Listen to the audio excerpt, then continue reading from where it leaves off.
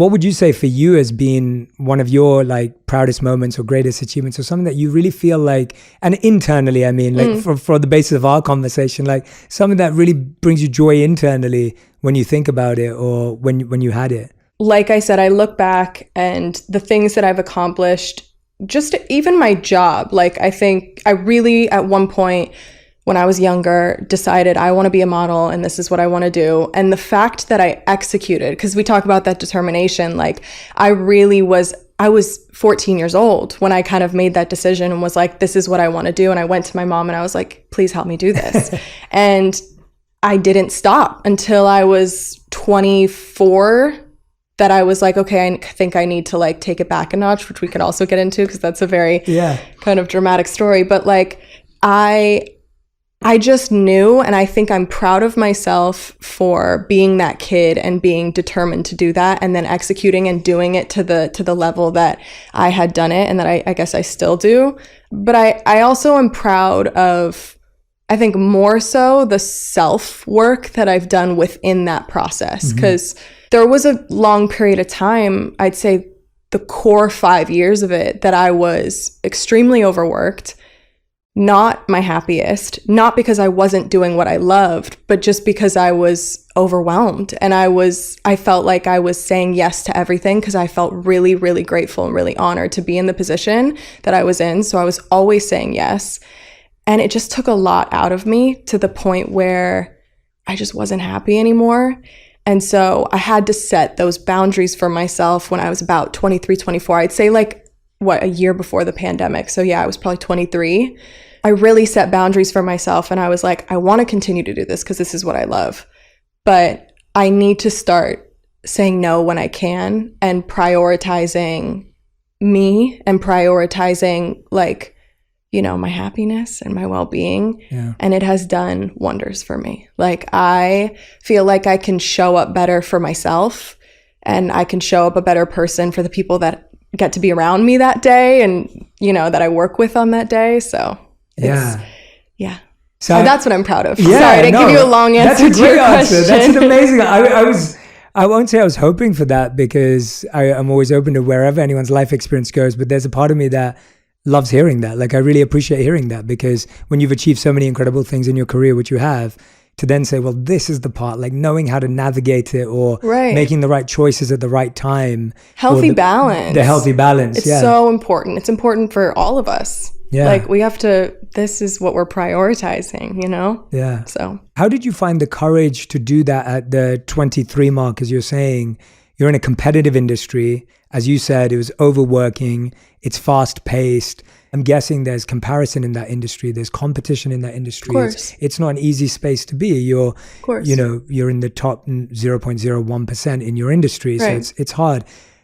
And the reason I ask this is because I work with so many people in this space, and to have the courage to say, no, I know that if I sort this out, then all of this is going to be just fine. That actually takes more courage than we recognize. We realize that when you have nothing, then there's nothing to lose. You can actually have a lot of courage. Right. But when you have everything and there's everything to lose, and a lot of the time, at least what I've heard in town is, you know, older managers and agents, and I'm not saying you have any of this, but people that I know will be told, well, hey, if you don't do this, like you'll be forgotten next year, or, you know, your career is only going to last another 6 months.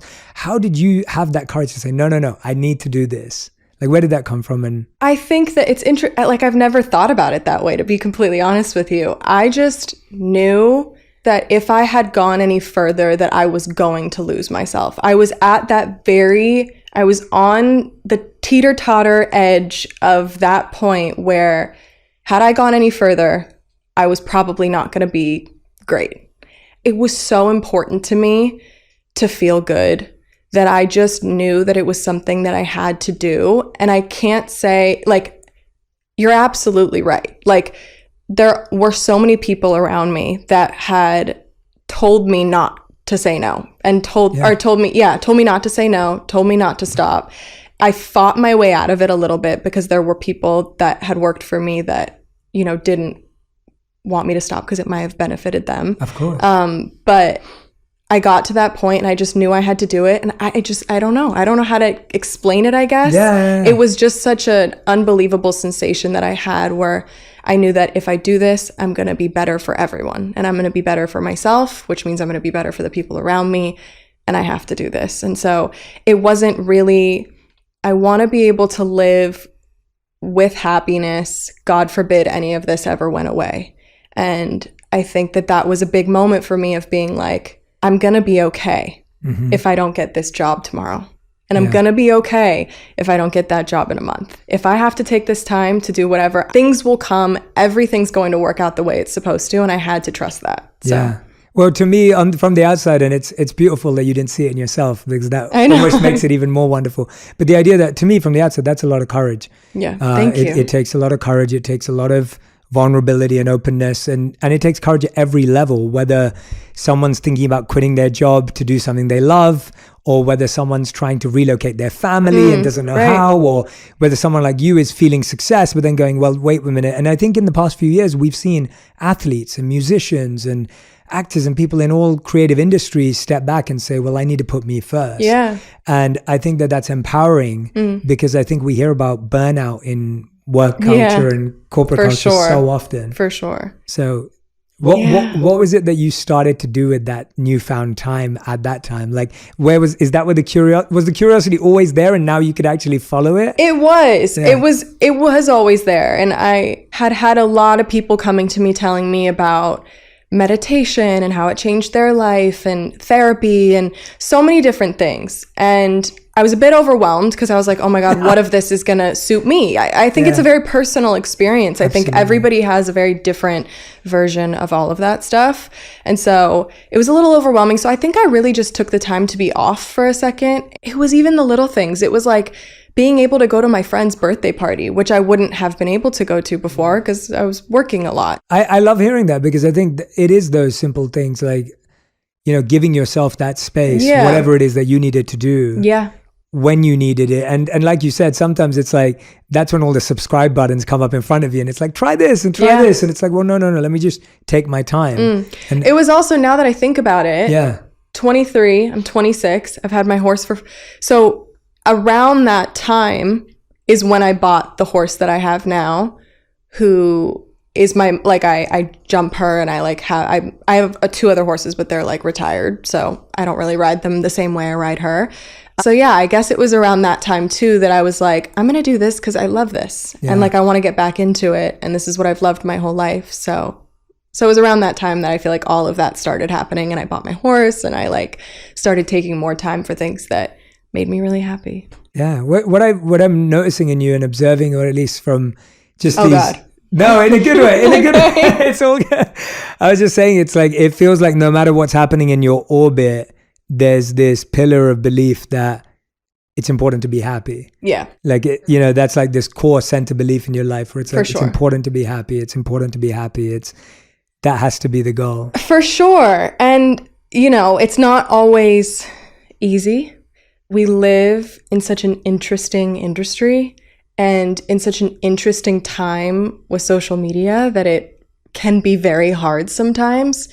You can fall victim to so many things that don't serve you and that don't make you happy. If your happiness depends on the actions of others, you're at mercy of things that you can't control. Mm-hmm. And that's never where I want to be. So I always want to live in, like, me and my therapist talk about, like, my higher goddess, my higher self. Like, I always want to live there, knowing that, when I'm there, you can't take that away from me. That's mine. And no matter what, you can disagree with me, you can agree with me. That's not going, I'm not changing. I'm not shifting. I'm here. I'm in my higher goddess. Yeah. So I always live by, like, keep holding my happiness and not letting anyone else affect it. And though I fall victim to it at times, of course, as we all probably do. Absolutely. I strive every day to live in that place. So what are some of the qualities of your higher goddess? So that kind of avatar, like, she's awesome. Like I said, I don't love a pity party. I also sometimes it feels weird to, like, say good things about yourself, but I've also learned a lot about talking to myself and a lot about looking in the mirror and being like, you're great, you're gorgeous, you're amazing, you're loyal, you're positive, you're so many, like, I love words of affirmation. I love just sitting there and reassuring myself of who I am, because that's another thing for me. You know, there's so many false narratives about me, about all of us, I'm sure. Like, so many people think they have you figured out when they don't even know the half of it. So sitting there and being like, you know, you get frustrated sometimes. It could feel really unfair. You could be reading something that someone is saying about you, or hearing something that someone's saying about you, and being like, that is so unfair because that's not who I am. And that really gets to me sometimes, and that really sucks. But then looking at myself in the mirror and being like, but I know who I am. And that's all. Why does anything else matter? And my friends know who I am. And my family knows who I am. My dog knows who I am. My horse knows who I am. Like, why does everything else is just noise? I do this exercise. I don't think I've shared this before, but I do this exercise with some of my clients where we'll go on a walk and we'll be on a hike wherever we are. And I'll ask them what they think a piece of, you know, maybe there's a little leaf, or maybe there's a flower or something that looks a little unique on the path. And I'll say, what do you think that feels like? And what do you think it would feel like if you picked it up in your hand? And they'll be like, oh, it looks really rough, and like it might scratch me, and like it looks like a bit, you know, like uneven or whatever, and it looks kind of hard and strong. And then I'll ask them to pick it up, and 9 times out of 10 it's completely different. Like they'll pick it up and it'll just dissolve in their hands, or they'll turn it over and the color's really soft. The shape's really soft, and the color's totally different on the other side. And I do that exercise to help us realize just how multifaceted humans are. Like, today I've got to meet you, and obviously we're spending a lot of deep, intimate, vulnerable time together. So you learn faster about someone. But if someone only follows someone on social media, or only sees someone at an event, or only sees one interview, it's so easy to create such a singular view of someone. Right. And I think, and I want to say this because I really think we all feel it, I don't think anyone wants to be seen in a singular way. If you had to choose one word that had to be you for the rest of your life, I don't think anyone wants that. I think we all know that we're messy and complex and different. Of course. But we like to put someone else in a box, whoever that may be, because it's easier then to live life and say, okay, well, that's person's A, B. Right. You know, so there's this beautiful piece of wisdom that I always share from Charles Horton Cooley, and he wrote this in 1890, I think it was, which just shows how true this has been for such a long time, and obviously long before that as well. And he said, the challenge today is, I'm not what I think I am. I'm not what you think I am. I am what I think you think I am. And we'll let that blow everyone's mind. It gives me chills every time I say it. Charles Horton Cooley said, the challenge today is, I'm not what I think I am. I'm not what you think I am. I am what I think you think I am. And what he's trying to say is that we live in a perception of ourselves. So if I think you think I'm smart, then I allow myself to feel smart. Right. It's like we need that validation. Or if I think you think I'm not smart, then I feel hurt. Yeah. And the challenge is, I don't know what you're thinking at all, or especially outside in the world. And so I find that what you're saying around, like, well, what do I think about myself? Like, how do I feel about myself? How do the people that actually...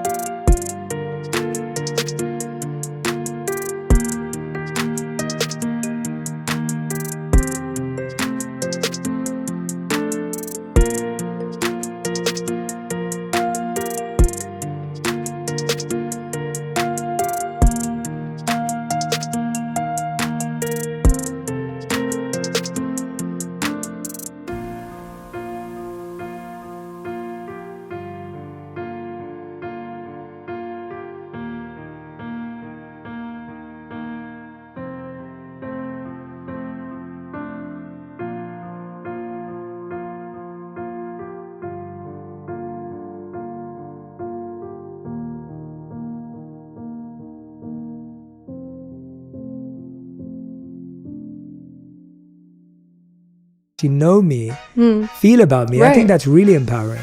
If you love this episode, you will also love my interview with Kendall Jenner